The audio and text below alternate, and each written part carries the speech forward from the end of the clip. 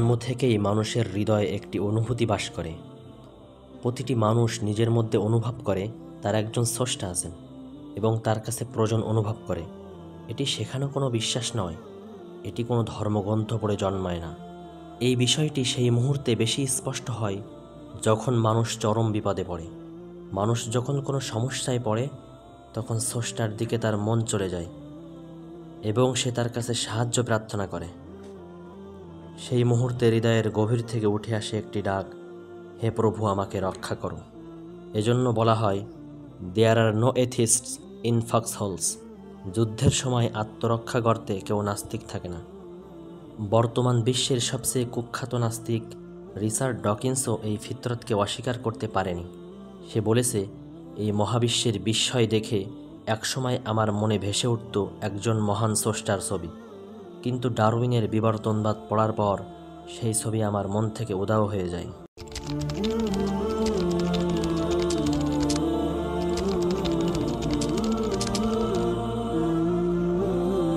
বিভিন্ন গবেষণায় দেখা গেছে, কাউকে যদি সমাজ থেকে আলাদা করে নির্জনে বা বিশেষ পরিবেশে লালন পালন করা হয়, তাহলে সেও স্রষ্টায় বিশ্বাসী হয়।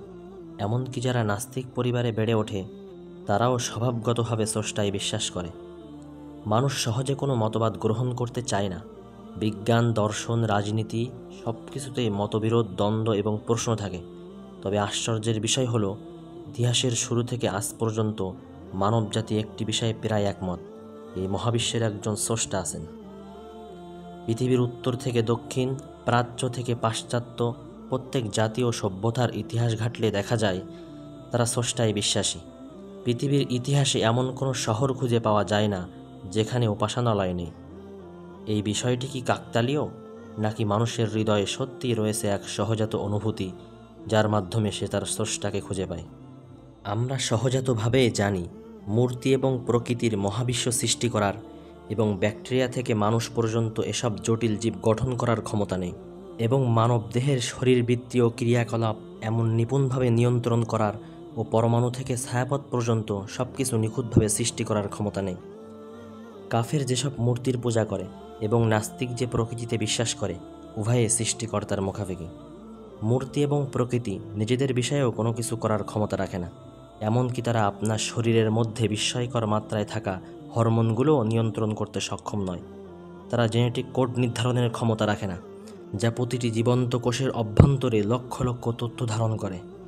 এমনকি তাদের সামান্য কিছু সৃষ্টি করার ক্ষমতা নেই, নিজের অস্তিত্ব গঠনের ক্ষমতাও নেই।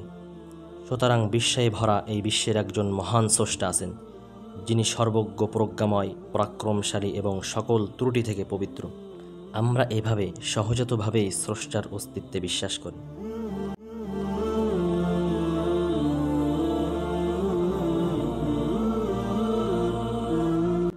আমাদের জ্ঞানের মাধ্যমে স্রষ্টার অস্তিত্ব প্রমাণ করা কি সম্ভব?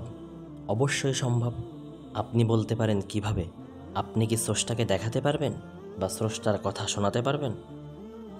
আপনি তো প্রশ্ন করেননি, ইন্দ্রিয়গ্রাহ্য বস্তুর মতো স্রষ্টাকে দেখা বা শোনা কি সম্ভব? যদি আপনি এই প্রশ্ন করতেন তাহলে বলতাম না। কিন্তু আপনি প্রশ্ন করেছেন, আমাদের জ্ঞানের মাধ্যমে আল্লাহর অস্তিত্ব প্রমাণ করা সম্ভব কিনা। জ্ঞান হলো বুদ্ধি ও ইন্দ্রিয় এর সমষ্টি। মানুষ কোনো অন্ধ মেশিন বা ক্যামেরা না যে ফটো তুলে স্ক্রিনে দেখব আল্লাহকে দেখা যায় কিনা।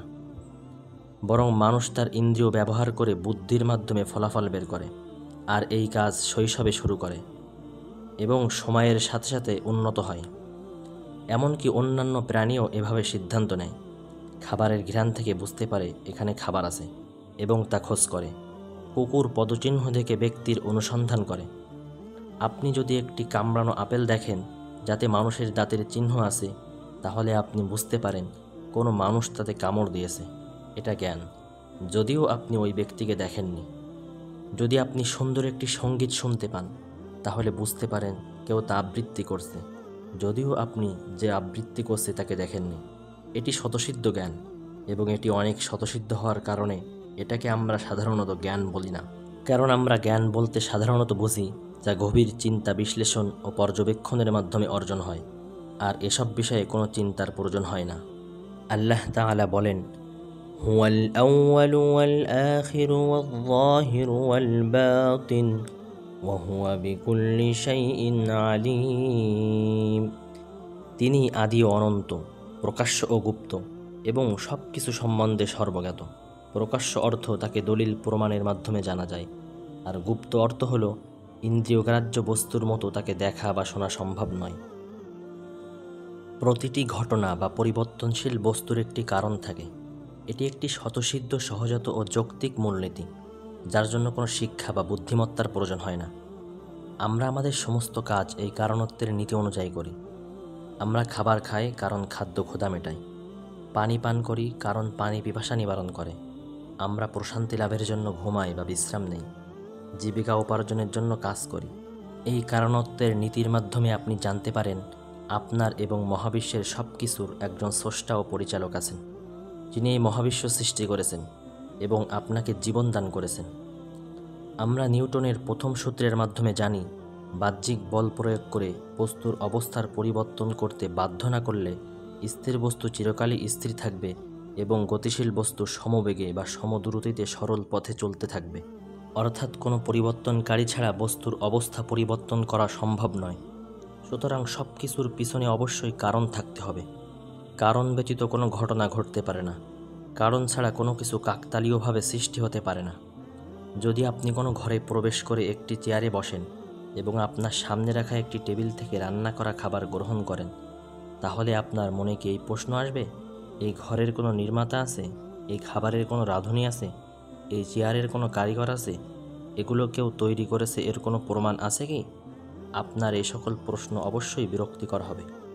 আসলে এই মহাবিশ্বের সব কিছুই স্রষ্টার অস্তিত্বের প্রমাণ। আপনি যা কিছু দেখেন এর কোনো কিছুই অপরিকল্পিতভাবে অস্তিত্বে আসেনি। প্রতিটি সৃষ্ট বস্তু, অর্থাৎ যা আগে ছিল না কিন্তু এখন অস্তিত্বে আছে, তার একজন স্রষ্টা থাকা আবশ্যক। অর্থাৎ এমন একজন থাকতে হবে যিনি তা সৃষ্টি করেছেন। এটি একটি স্বতঃসিদ্ধ বিষয়। আমরা কল্পনাও করতে পারি না কোনো কিছু স্রষ্টা ছাড়া অনস্তিত্ব থেকে অস্তিত্বে আসতে পারে।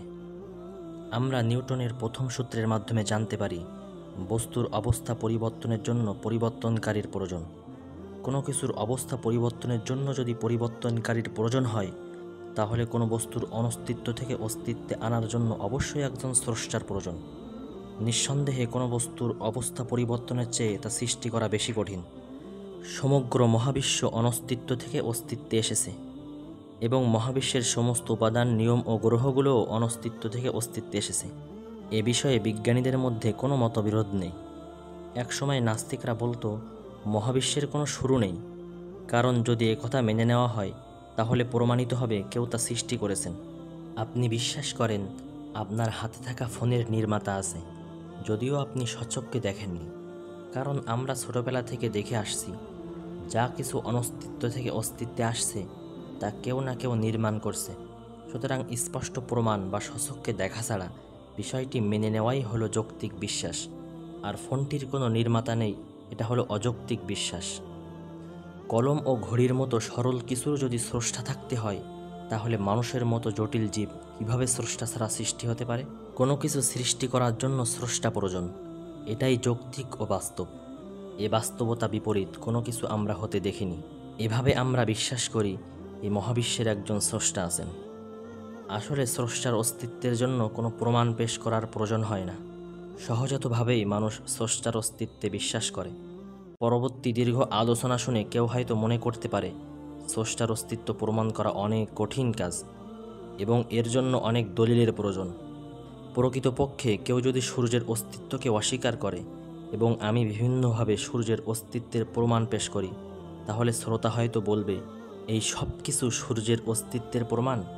তবে ইনশাআল্লাহ ভিডিওটি শেষ পর্যন্ত দেখলে আপনার বিশ্বাস অনেক মজবুত হবে। আর আপনি নাস্তিক হয়ে থাকলে আপনার অন্তরে স্রষ্টার অস্তিত্বের বিশ্বাস তৈরি হবে ইনশাআল্লাহ।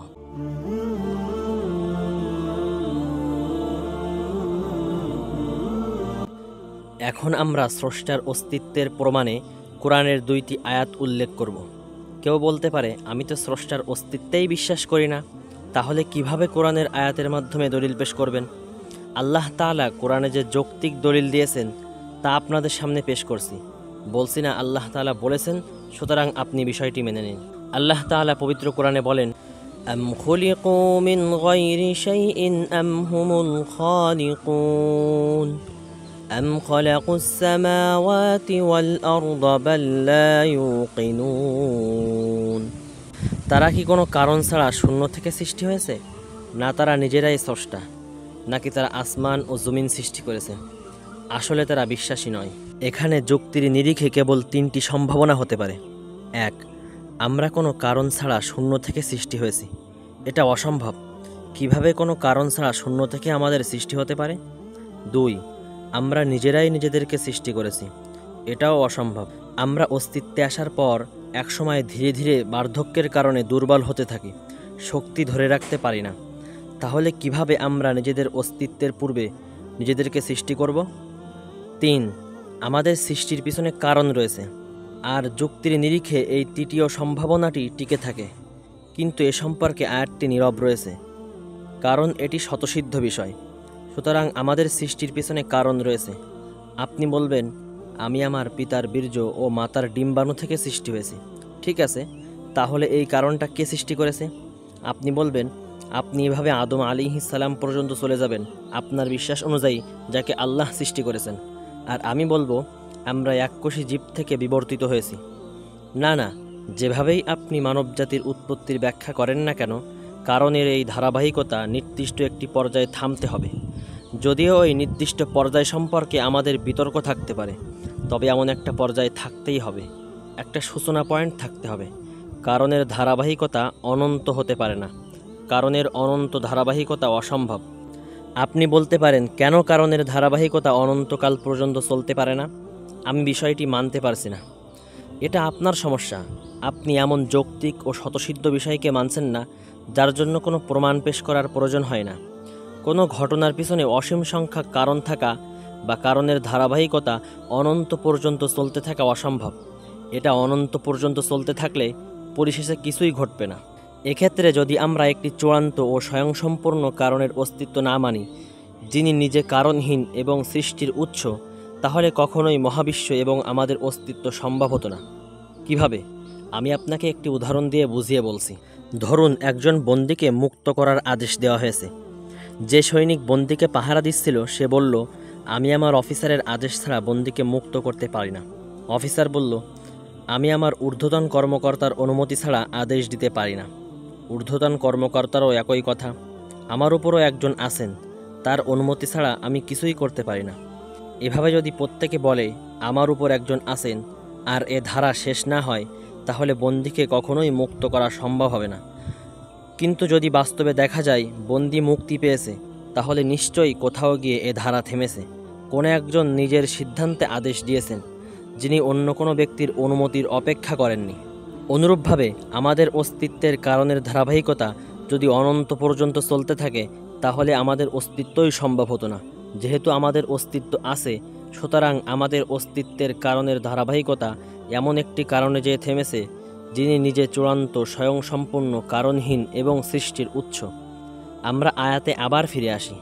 তারা কি কোনো কারণ ছাড়া শূন্য থেকে সৃষ্টি হয়েছে, না তারা নিজেরাই স্রষ্টা, নাকি তারা আসমান ও জমিন সৃষ্টি করেছে? আসলে তারা বিশ্বাসী নয়। সুতরাং আসমান ও জমিনের ক্ষেত্রেও একই কথা। মানবজাতি আসমান ও জমিন সৃষ্টি করেনি, আসমান ও জমিন নিজেকে নিজে সৃষ্টি করেনি, এবং আসমান ও জমিন কোনো কারণ ছাড়া শূন্য থেকে সৃষ্টি হয়নি। সুতরাং এর একজন স্রষ্টা আছেন। নাস্তিক বলবে, যদি এমন একটি কারণ আছে মেনে নেওয়া হয়, তাহলে আপনারা তাকে স্রষ্টা বা আল্লাহ বলেন কিসের ভিত্তিতে, এবং তার অনেক গুণাবলীর দাবি করেন কিভাবে? উত্তর, আমাদের পূর্বের আলোচনার মাধ্যমে শুধু প্রথম কারণ প্রমাণিত হয় না, বরং তিনি সৃষ্টির জন্য এই কারণ সৃষ্টি করার মাধ্যমে প্রমাণিত হয় ইচ্ছা, ক্ষমতা ও জীবনের সিফাত তার আছে। তিনি তার ইচ্ছার মাধ্যমে সৃষ্টি করার ইচ্ছা করেছেন এবং ক্ষমতার মাধ্যমে নিজ ইচ্ছাকে বাস্তবায়ন করেছেন। আর যদি তিনি নিজে জীবিত না হতেন, তাহলে সৃষ্টিজীবকে জীবন দিতে পারতেন না। কারণ যে ব্যক্তির কাছে কোনো কিছু না থাকে বা যে ব্যক্তি কোনো কিছুর অধিকারী না, সে অন্যকে তা দিতে পারে না।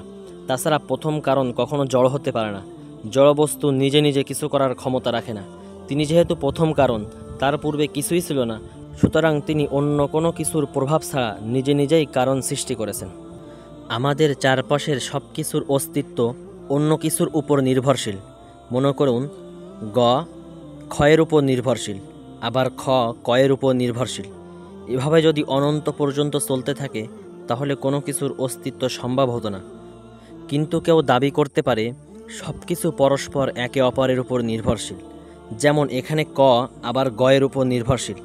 আসলে এটা অসম্ভব, কারণ এখানে ক অস্তিত্বে আসার পূর্বে গয়ের কোনো অস্তিত্বই ছিল না।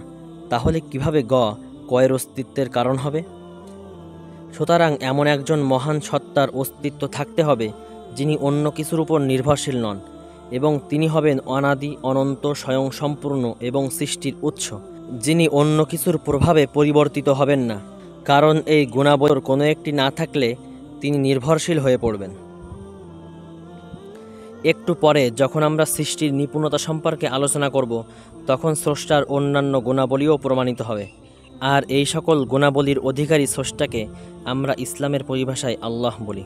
এখন যদি নাস্তিক বলে বিজ্ঞান হয়তো ভবিষ্যতে প্রাণের অস্তিত্বের কারণ আবিষ্কার করবে, আমরা বলবো বিজ্ঞান যত কিছুই আবিষ্কার করুক না কেন কখনো আবিষ্কার করতে পারবে না কোনো কারণ ছাড়া শূন্য থেকে প্রাণের সৃষ্টি হয়েছে, অথবা প্রাণ নিজেকে নিজে সৃষ্টি করেছে, অথবা প্রাণ অস্তিত্বে আসার পিছনে অসীম সংখ্যক কারণ রয়েছে।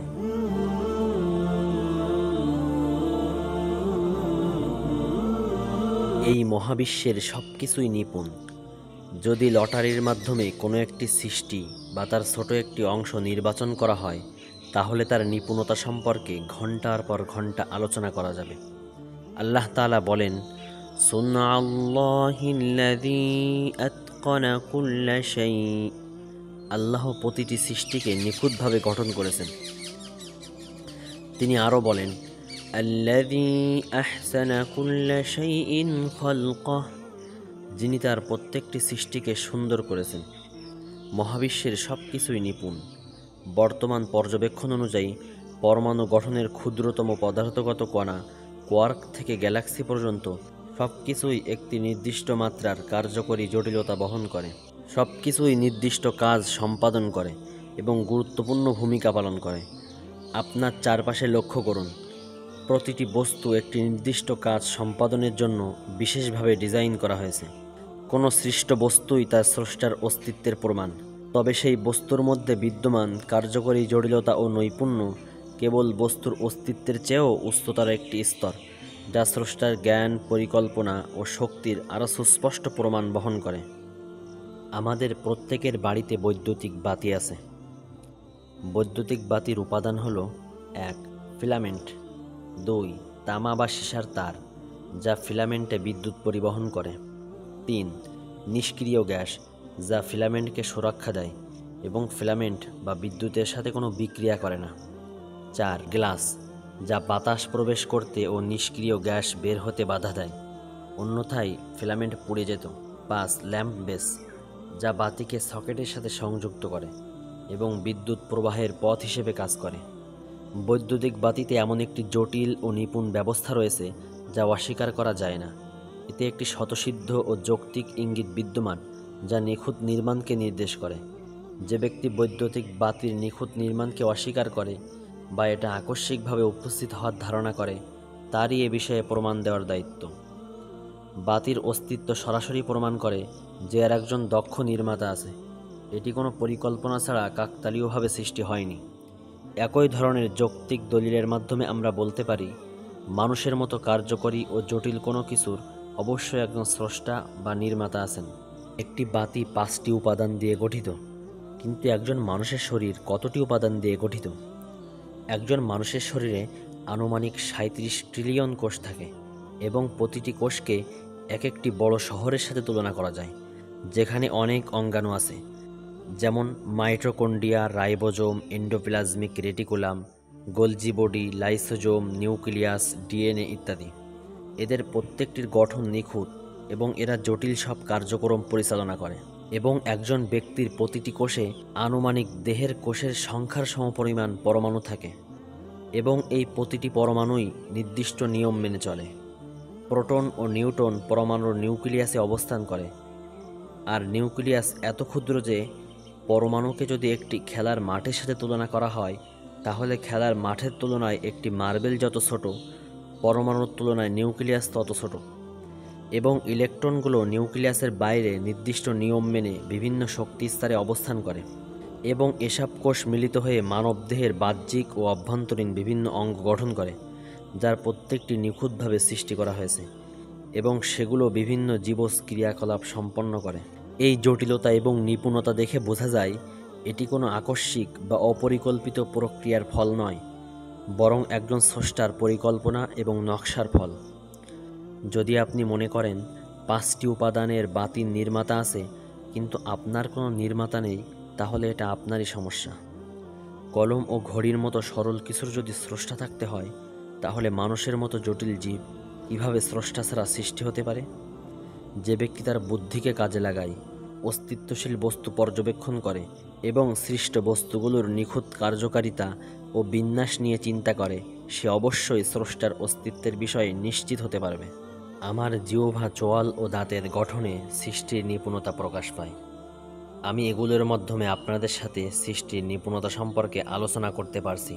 আপনারা ভিডিওটি দেখছেন, আমার কথা শুনছেন, আমার কথা বুঝতে পারছেন এবং আমি যা বলছি তা আপনাদের স্মৃতিতে সংরক্ষণ করছেন।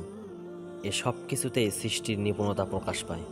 এমনকি যে অবিশ্বাসী আমার কথাকে মিথ্যা প্রতিপন্ন বা ঠাট্টা করতে চায়, তার কর্মেও সৃষ্টির নিপুণতা প্রকাশ পায়। আমরা যে নিপুণতা, শৃঙ্খলা ও সুসংগঠিত ব্যবস্থার মধ্যে বসবাস করছি তার মূল্যায়ন করতে পারি না, কারণ আমরা কখনো এর বিকল্প কিছু দেখিনি।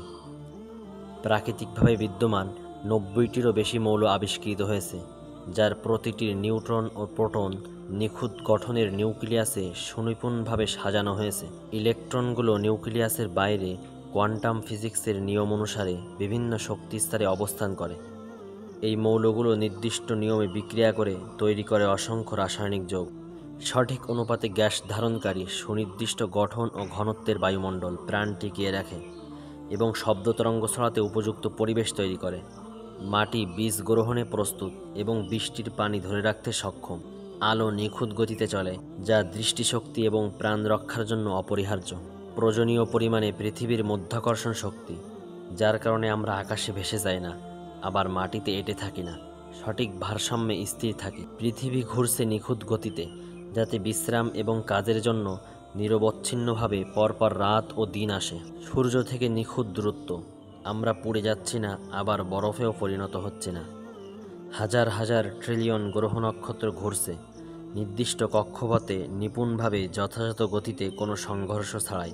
আমরা মহাবিশ্বকে এভাবেই দেখে বড় হয়েছি এবং অভ্যস্ত হয়ে পড়েছি। আমরা কল্পনাও করি না এই মহাবিশ্ব কত বিস্ময়কর, কারণ আমরা সুসংগঠিত ব্যবস্থা ছাড়া কিছুই দেখিনি। আমরা তৃপ্তির অর্থ বুঝি, কারণ আমরা ক্ষুধা অনুভব করেছি। আমরা প্রশান্তির অর্থ বুঝি, কারণ আমরা ক্লান্তি অনুভব করেছি।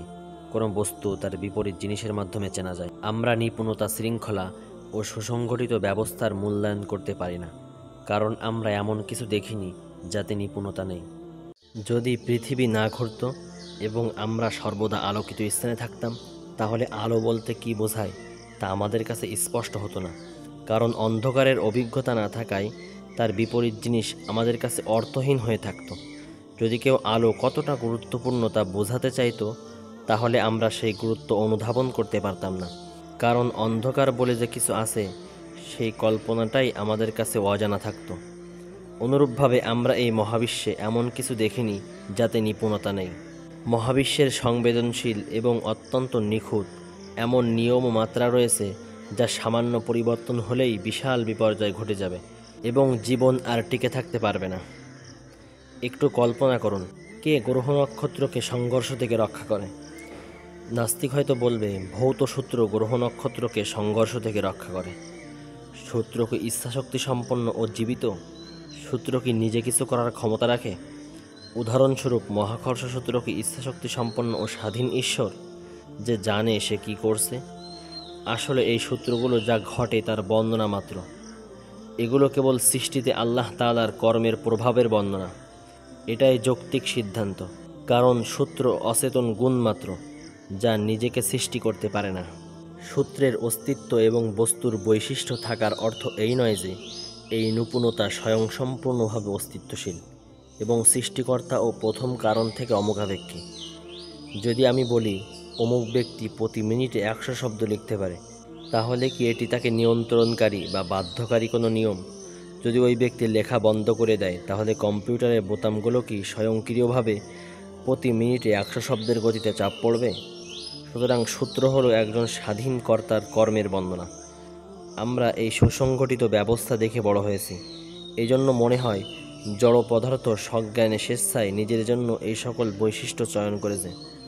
কিন্তু যদি আমরা চিন্তা করি, তাহলে সব কিছুতেই স্রষ্টার কুদরত দেখতে পাব এবং জানতে পারব আসলে স্রষ্টা ছাড়া স্বয়ংসম্পূর্ণ কিছুই নেই।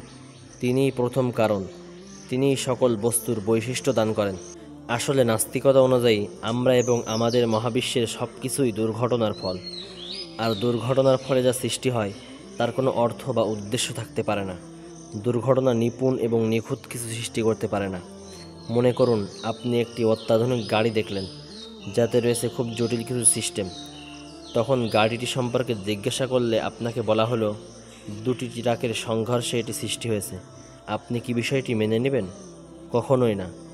তাহলে এই মহাবিশ্বের মতো নিপুণ এবং মানুষের মতো জটিল জীব কীভাবে দুর্ঘটনার মাধ্যমে সৃষ্টি হতে পারে? নাস্তিকরা তো নিজেদেরকে যুক্তিবাদী মনে করে। আমার প্রশ্ন হলো, আমরা তো দুর্ঘটনার ফল, আমরা তো কেবল বস্তু, রাসায়নিক বিক্রিয়ার মাধ্যমে সৃষ্টি হয়েছি। তাহলে আমাদের যুক্তি ও চিন্তা কিভাবে বিশ্বাসযোগ্য? সৃষ্টির নিপুণতার অগণিত উদাহরণ রয়েছে, যেগুলো পৃথিবীর সকল বইতেও ধারণ করা সম্ভব নয়। আসলে মহাবিশ্বের সব কিছুই নিপুণ এবং নিখুঁত। আল্লাহ তাআলা বলেন, আল্লাযী আহসানা কুল্লা শাইইন খালকাহ, যিনি তার প্রত্যেকটি সৃষ্টিকে সুন্দর করেছেন। আল্লাহ তাআলা আরও বলেন, ওয়ালাউ আন্না মা ফিল আরদি মিন শাজারাতিন আকলামু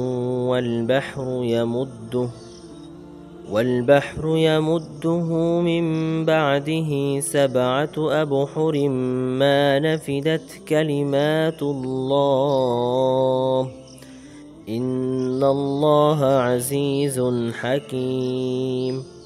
পৃথিবীর সমস্ত বৃক্ষ যদি কলম হয় আর সমুদ্র হয় কালি এবং তার সঙ্গে আরও 7 সমুদ্র যুক্ত হয়, তবুও আল্লাহর প্রশংসা বাণী লিখে শেষ হবে না।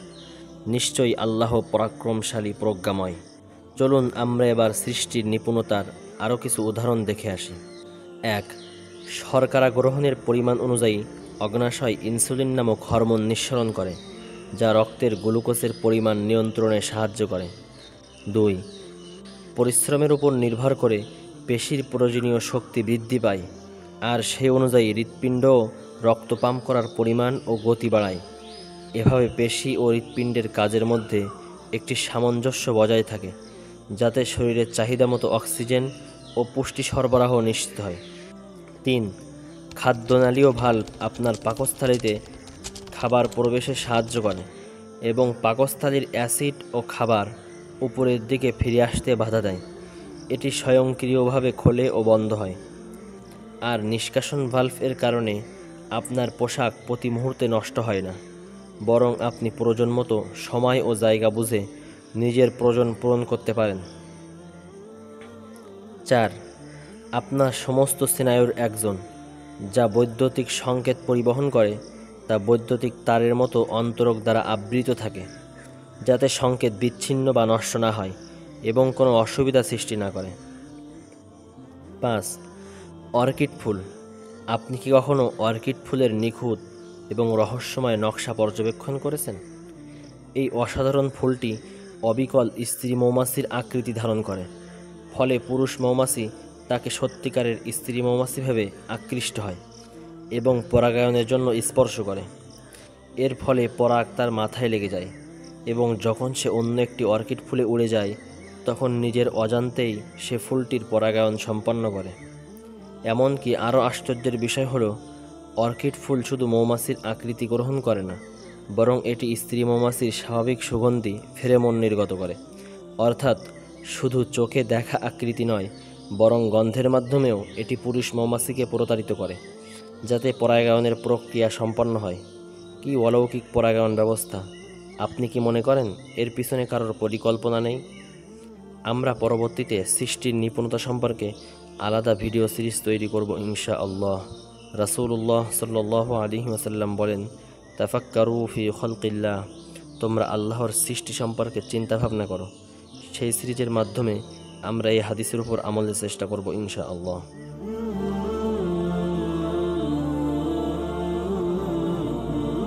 ভাবুন, প্রতিদিন আপনার শরীর কত সূক্ষ্ম নিয়মে কাজ করে। হরমোনের নিখুঁত সামঞ্জস্য, কোষের অসংখ্য প্রতিক্রিয়া এবং এক বিস্ময়কর সমন্বয়ে প্রতিটি অঙ্গের নিজস্ব দায়িত্ব পালন। আপনি যে পৃথিবীতে বাস করছেন, সেখানে ভূমি আপনার খাদ্য উৎপাদন করছে, আসমান আপনার রিজিক বর্ষণ করছে। পৃথিবীর বাতাসে অক্সিজেন, কার্বন ডাইঅক্সাইড এবং নাইট্রোজেনের অনুপাত মানুষ ও প্রাণীর বেঁচে থাকার উপযোগী। সূর্যের তাপমাত্রা, মধ্যাকর্ষণ শক্তি এবং পানিচক্র সব কিছুই এমনভাবে কাজ করছে যা আমাদের জীবন ধারণের জন্য অপরিহার্য। গাছপালা সালোক সংশ্লেষণ প্রক্রিয়ার মাধ্যমে আমাদের জন্য অক্সিজেন তৈরি করে এবং খাদ্য উৎপাদন করে। প্রতিটি মৌসুমে নির্দিষ্ট গাছপালা জন্মায় এবং ফল দেয়, যা প্রাণীকুলের খাদ্যের উৎস। আরও অবাক হওয়ার বিষয় হলো, যে মৌসুমে যে ফল হয়, সে মৌসুমের রোগ প্রতিরোধ ক্ষমতা ওই ফলের মধ্যে থাকে। আপনি যখন মাতৃগর্ভে থাকেন, তখন ফুসফুসের প্রয়োজন হয় না। আপনার প্রয়োজনীয় অক্সিজেন মায়ের শরীর থেকে রক্তের মাধ্যমে আপনার শরীরে প্রবেশ করে। কিন্তু আল্লাহ তাআলা মাতৃগর্ভে থাকতেই আপনার জন্য দুটি ফুসফুস সৃষ্টি করেছেন, কারণ জন্মের পরপরই আপনার ফুসফুসের প্রয়োজন হবে। ফুসফুস ছাড়া আপনি সামান্য সময় বাঁচতে পারবেন না। অনুরূপভাবে আল্লাহ তাআলা মাতৃগর্ভে থাকতেই আপনার জন্য দুটি চোখ সৃষ্টি করেছেন। জন্মের সময় আপনার খুলির হাড়গুলো সংযুক্ত থাকে না, যাতে আপনি সহজে ও নিরাপদে মায়ের গর্ভ থেকে বের হতে পারেন। যদি এগুলো জন্মের আগে সম্পূর্ণভাবে যুক্ত থাকতো, তাহলে প্রসবের সময় আপনার খুলির হাড় ভেঙে যেত।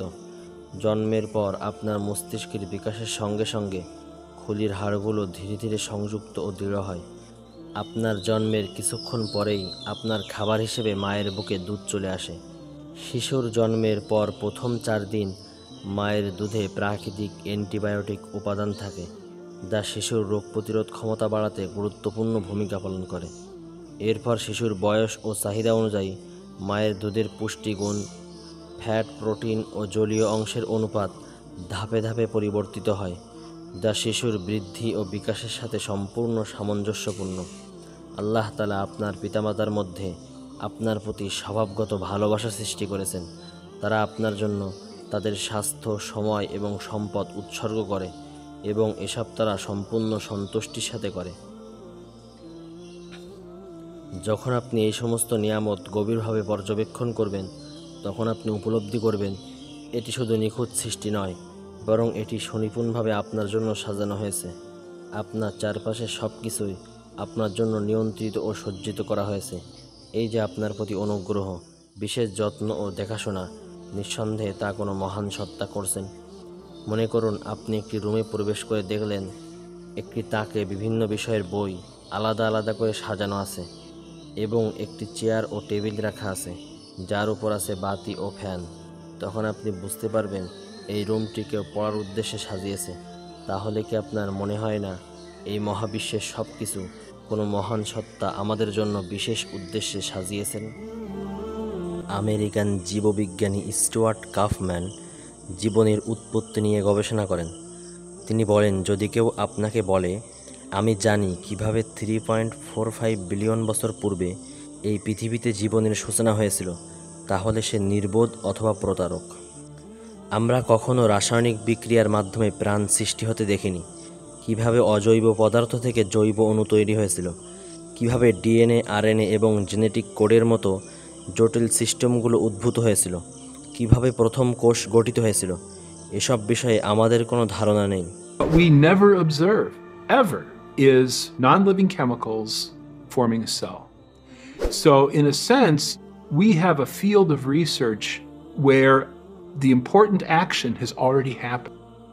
সায়েন্টিফিক আমেরিকান ওয়েবসাইটে একটি প্রবন্ধের শিরোনামে বলা হয়েছে, স্রষ্টার সৃষ্টিতে বিশ্বাসীদের কাছে কখনো প্রকাশ করবেন না জীবনের সূচনা কিভাবে হয়েছিল। এই রহস্য উন্মোচনের কোনো পথ বিজ্ঞানীদের কাছে নেই। প্রবন্ধটি স্বীকার করে যে জীবন হলো একটি রহস্য, এ সম্পর্কে আমরা কিছুই জানি না।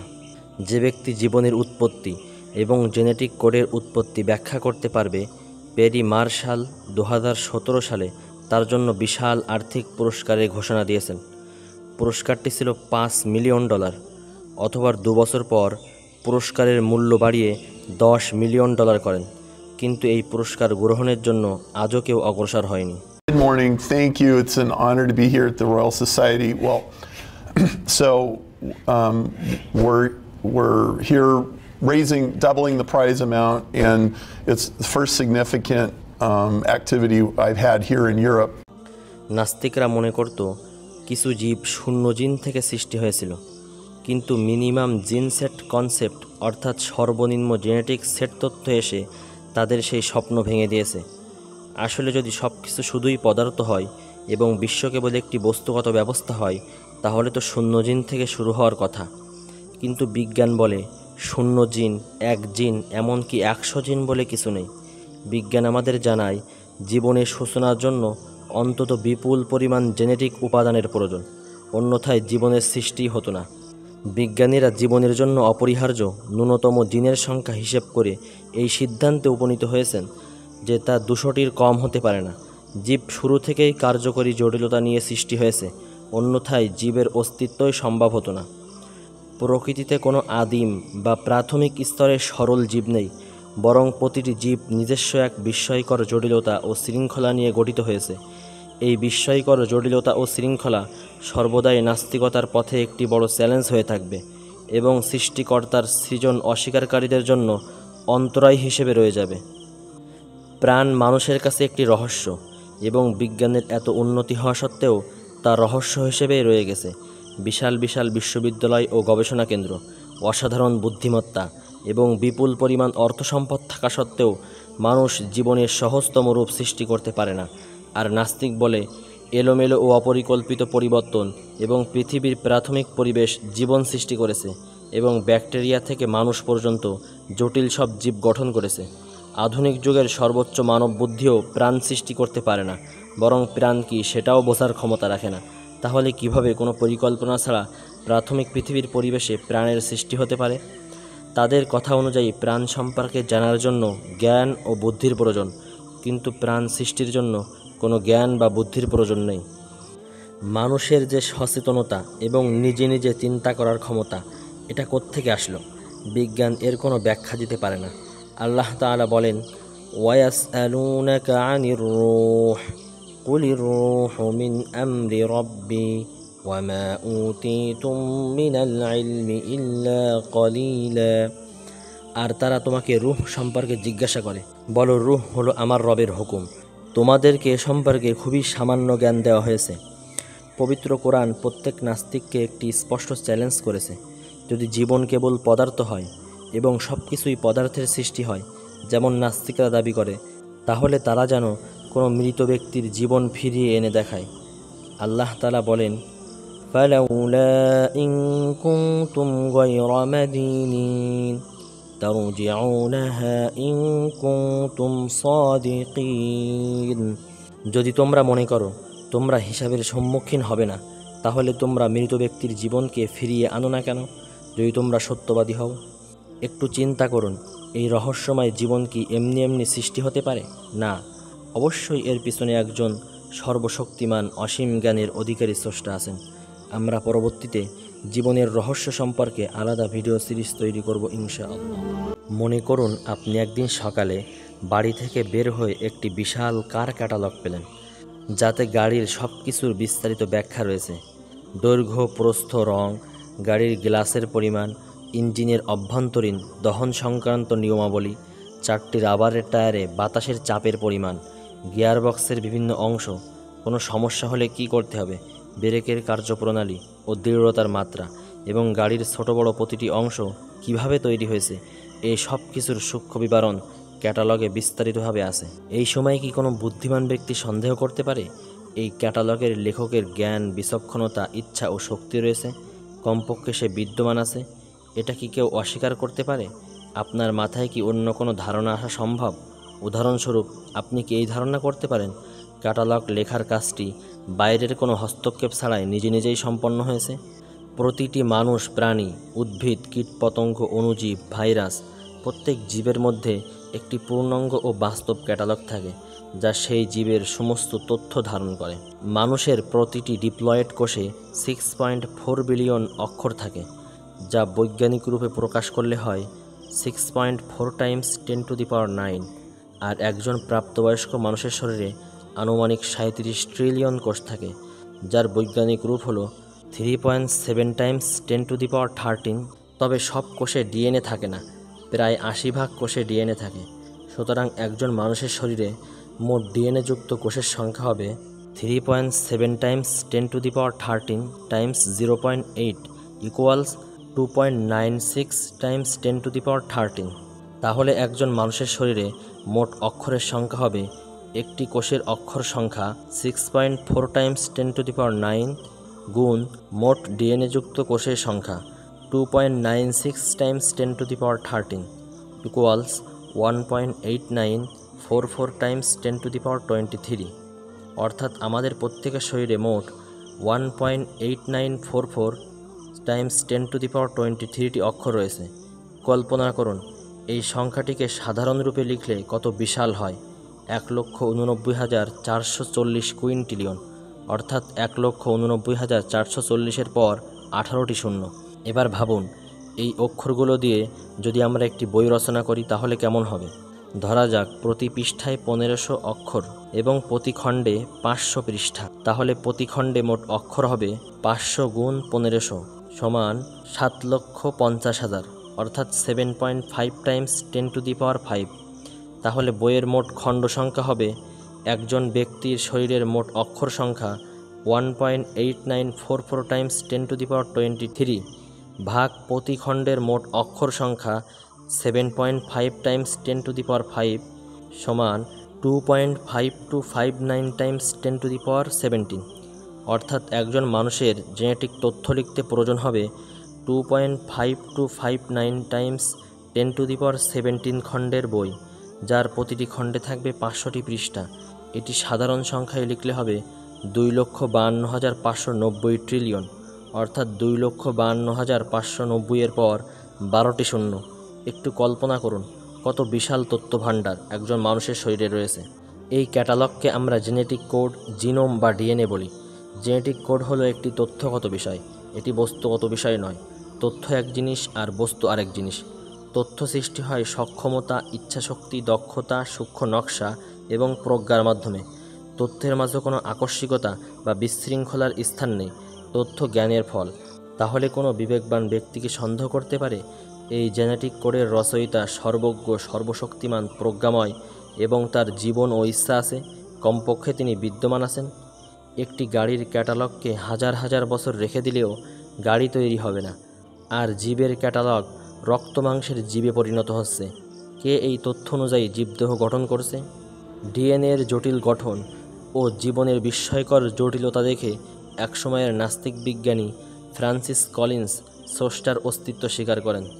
তিনি হিউম্যান জিনোম প্রজেক্ট এর পরিচালক ছিলেন এবং এই ঐতিহাসিক প্রকল্পের নেতৃত্ব দেন।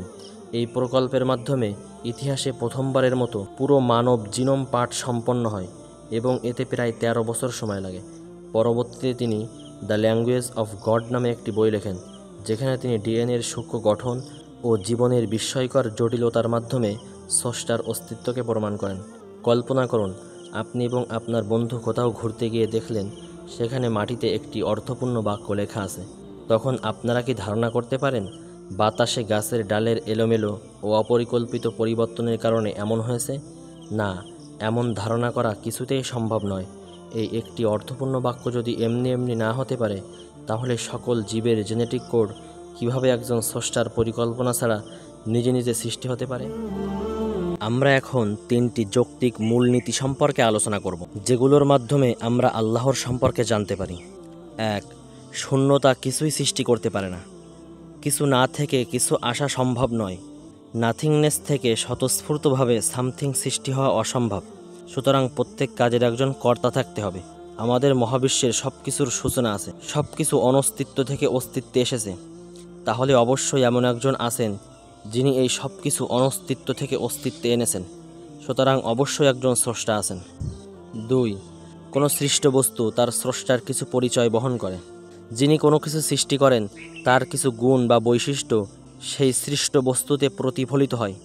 যদি আপনি কোনো নিখুঁত ও সূক্ষ্ম ইঞ্জিন দেখেন, যেমন এই জটিল ইঞ্জিনটি, তাহলে আপনি নিশ্চিত হবেন এর নির্মাতা অত্যন্ত নিপুণভাবে এটাকে তৈরি করেছে এবং তার অনেক জ্ঞান ও অভিজ্ঞতা রয়েছে। আপনি এই ইঞ্জিনটি দেখে নিশ্চিত হতে পারেন এই ইঞ্জিনের নির্মাতার ক্ষমতা রয়েছে, সে এই জটিল ইঞ্জিন তৈরি করতে সক্ষম হয়েছে। অনুরূপভাবে আমরা আল্লাহর সৃষ্টি দেখে তার কিছু গুণাবলী সম্পর্কে জানতে পারি। আসমান, জমিন, পাহাড়, পর্বত, পশু পাখি সব কিছুই বিস্ময়কর। আপনার শরীরের মধ্যে লক্ষ্য করুন, আপনার শরীরের সূক্ষ্ম ও নিখুঁত জীবস ক্রিয়াকলাপ পর্যবেক্ষণ করুন। আমরা একটু পূর্বে সৃষ্টির নিপুণতা সম্পর্কে আলোচনা করেছি। চলুন সৃষ্টির নিপুণতার আরও একটি উদাহরণ দেখে আসি। আমাদের শরীরে অদৃশ্য কণার মতো একটি হরমোন রয়েছে, চোখে দেখা যায় না, হাতে ধরা যায় না, অথচ তার সামান্য ওঠানামাতেই বদলে যেতে পারে পুরো একটা মানুষের আকৃতি। তার নাম গ্রোথ হরমোন। আমাদের রক্তে এই হরমোনের স্বাভাবিক মাত্রা কত জানেন? প্রতি মিলিলিটারে মাত্র 5 ন্যানোগ্রাম। শব্দটা যত ছোট তার প্রভাব তত বড়। ভাবুন, আপনার হাতে যদি মাত্র 1 গ্রাম গ্রোথ হরমোন থাকে, তবে সেটি দিয়ে প্রায় 40,000 মানুষের দেহে প্রয়োজনীয় মাত্রা পূরণ করা সম্ভব। এতটাই ক্ষুদ্র, এতটাই শক্তিশালী। কিন্তু এই ক্ষুদ্রতার মধ্যে লুকিয়ে আছে এক ভয়াবহ ভারসাম্যের খেলা। এই হরমোনের পরিমাণ যদি মাত্র 100 মিলিয়ন ভাগের 1 ভাগ বেড়ে যায়, তাহলে মানুষের শরীর অস্বাভাবিক হারে বেড়ে উঠতে শুরু করে। আবার যদি এই সামান্য পরিমাণ কমে যায়, তাহলে দেখা দেবে অস্বাভাবিক খর্বতা, ঠিকমতো হাড় গজাবে না, দেহের বৃদ্ধি থেমে যাবে। একজন ব্যক্তি বিশাল দেহী বা খর্বকায় হয়ে উঠতে পারে শুধুমাত্র এই হরমোনের সামান্য পরিমাণ ভারসাম্য হারালেই। এই হরমোনের ভারসাম্য ধরে রেখেই আমরা বেড়ে উঠি, চলি, বড় হই। একটু চিন্তা করুন, কে এই ভারসাম্য রক্ষা করে? নিঃসন্দেহে তিনি সর্বজ্ঞ, প্রজ্ঞাময়, সর্বশক্তিমান, পরাক্রমশালী মহান স্রষ্টা। 3. যে নিজে কোনো কিছুর অধিকারী না, সে অন্যকে তা দিতে পারে না। মূর্তি এবং প্রকৃতির মহাবিশ্ব সৃষ্টি করার এবং ব্যাকটেরিয়া থেকে মানুষ পর্যন্ত এসব জটিল জীব গঠন করার ক্ষমতা নেই, এবং মানবদেহের শরীরবৃত্তীয় ক্রিয়াকলাপ এমন নিপুণভাবে নিয়ন্ত্রণ করার ও পরমাণু থেকে ছায়াপথ পর্যন্ত সব কিছু নিখুঁতভাবে সৃষ্টি করার ক্ষমতা নেই। কাফের যেসব মূর্তির পূজা করে এবং নাস্তিক যে প্রকৃতিতে বিশ্বাস করে, উভয়ে সৃষ্টিকর্তার মুখাপেক্ষী। মূর্তি এবং প্রকৃতি নিজেদের বিষয়েও কোনো কিছু করার ক্ষমতা রাখে না। তারা আপনার শরীরের মধ্যে বিস্ময়কর মাত্রায় থাকা হরমোনগুলোও নিয়ন্ত্রণ করতে সক্ষম নয়। তারা জেনেটিক কোড নির্ধারণের ক্ষমতা রাখে না, যা প্রতিটি জীবন্ত কোষের অভ্যন্তরে লক্ষ লক্ষ তথ্য ধারণ করে। এমনকি তাদের সামান্য কিছু সৃষ্টি করার ক্ষমতা নেই, নিজের অস্তিত্ব গঠনের ক্ষমতাও নেই। সুতরাং বিস্ময়ে ভরা এই বিশ্বের একজন মহান স্রষ্টা আছেন, যিনি সর্বজ্ঞ, প্রজ্ঞাময়, পরাক্রমশালী এবং সকল ত্রুটি থেকে পবিত্র। তাছাড়া এই তৃতীয় মূলনীতির মাধ্যমে আমরা আল্লাহর গুণাবলী সম্পর্কেও জানতে পারি। যিনি আমাদেরকে জ্ঞান, দয়া, সৌন্দর্য, জীবন ও শক্তি দিয়েছেন, তিনি নিঃসন্দেহে এই সব গুণাবলীর পরিপূর্ণ অধিকারী। আমরা যদি প্রমাণ করি ইসলাম সত্য ধর্ম এবং মুহাম্মদ সাল্লাল্লাহু আলাইহি ওয়াসাল্লাম আল্লাহর রাসূল বা বার্তাবাহক, তাহলে ইসলাম যে স্রষ্টার কথা বলে তার অস্তিত্ব প্রমাণিত হবে। আমরা এই সিরিজের একটি পর্বে ইসলামের সত্যতার প্রমাণ নিয়ে আলোচনা করব ইনশাআল্লাহ। এছাড়াও যুগে যুগে বহু নবী রাসূল এই পৃথিবীতে এসেছেন। তারা সবাই ছিলেন সৎ ও বিশ্বস্ত। সকল নবী রাসূল এক স্রষ্টার কথা বলেছেন এবং তার বিভিন্ন গুণাবলী সম্পর্কে আমাদেরকে জানিয়েছেন। قُلِ انظُرُوا مَاذَا فِي السَّمَاوَاتِ وَالْأَرْضِ وَمَا تُغْنِي الْآيَاتُ وَالنُّذُرُ عَنْ قَوْمٍ لَا يُؤْمِنُونَ। বলো, আকাশমণ্ডলীয় পৃথিবীতে যা কিছু আছে তার প্রতি লক্ষ্য করো। নিদর্শনাবলী ও ভীতি প্রদর্শন অবিশ্বাসী সম্প্রদায়ের উপকারে আসে না। আওয়ালাম ইয়াতাফাক্কারু ফি আনফুসিহিম ما خلق الله السماوات والأرض وما بينهما إلا بالحق وأجل مسمى وإن كثيرا من الناس بلقاء ربهم لكافرون। তারা কি নিজেদের অন্তরে ভেবে দেখে না আল্লাহ আকাশমণ্ডলী, পৃথিবী ও উভয়ের অন্তর্বর্তী সমস্ত কিছু সৃষ্টি করেছেন যথাযথভাবে এবং এক নির্দিষ্ট কালের জন্য? কিন্তু মানুষের মধ্যে অনেকেই তাদের প্রতিপালকের সাক্ষাতে অবিশ্বাসী। أولم ينظروا في ملكوت السماوات والأرض وما خلق الله من شيء وأن عسى أن يكون قد اقترب أجلهم فبأي حديث بعده يؤمنون। তারা কি লক্ষ্য করে না আকাশমণ্ডলীয় পৃথিবীর সার্বভৌম কর্তৃত্ব সম্পর্কে এবং আল্লাহ যা কিছু সৃষ্টি করেছেন তার সম্পর্কে? এবং তারা কি চিন্তাভাবনা করে না সম্ভবত তাদের নির্ধারিত কাল নিকটবর্তী হয়েছে? এরপর তারা আর কোন কথাই ঈমান আনবে? ইন্না ফি খালকিস সামাওয়াতি ওয়াল আরদি ওয়াখতিলাফিল লাইলি ওয়ান নাহারি والفلك التي تجري في البحر بما ينفع الناس وما أنزل الله من السماء من ماء فأحيا به الأرض بعد موتها وبث فيها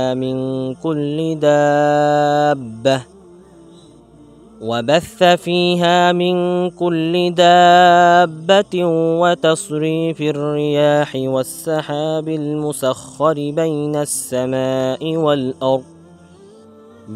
السماء والأرض لآيات لقوم يعقلون।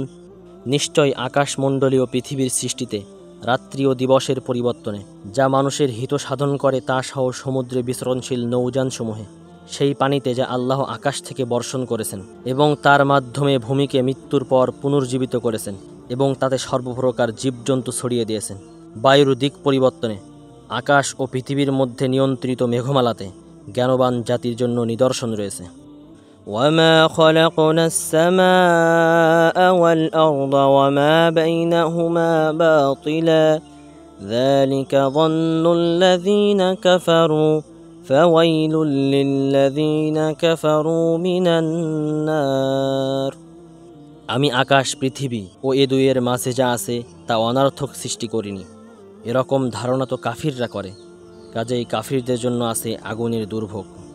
فلينظر الإنسان إلى طعامه أنا صببنا الماء صبا ثم شققنا الأرض شقا فأنبتنا فيها حبا وعنبا وقضبا وزيتونا ونخلا وحدائق غلبا وفاكهة وأبا متاعا لكم ولأنعامكم। মানুষ তার খাদ্যের প্রতি লক্ষ্য করুক। আমি প্রচুর বাড়ি বর্ষণ করি, অতঃপর ভূমি বিদীর্ণ করি এবং তাতে আমি উৎপন্ন করি শস্য, আঙুর, শাকসবজি, জাইতুন, খেজুর, ঘন বৃক্ষে পরিপূর্ণ উদ্যান, ফল এবং গবাদি খাদ্য তোমাদের এবং গৃহপালিত পশুদের ভোগের জন্য। ألم تروا أن الله سخر لكم ما في السماوات وما في الأرض وأسبغ عليكم نعمه ظاهرة وباطنة ومن الناس من يجادل في الله بغير علم ولا هدى ولا كتاب منير। তোমরা কি দেখো না আল্লাহ আকাশমণ্ডলীয় পৃথিবীতে যা কিছু আছে সবই তোমাদের কল্যাণে নিয়োজিত করেছেন এবং তোমাদের প্রতি তার প্রকাশ্য এবং অপ্রকাশ্য নিয়ামতসমূহ পরিপূর্ণ করেছেন। মানুষের মধ্যে কেউ কেউ অজ্ঞতাবশত আল্লাহর সম্পর্কে বিতণ্ডা করে, তাদের না আছে পথ নির্দেশক আর না আছে কোনো দীপ্তিমান কিতাব।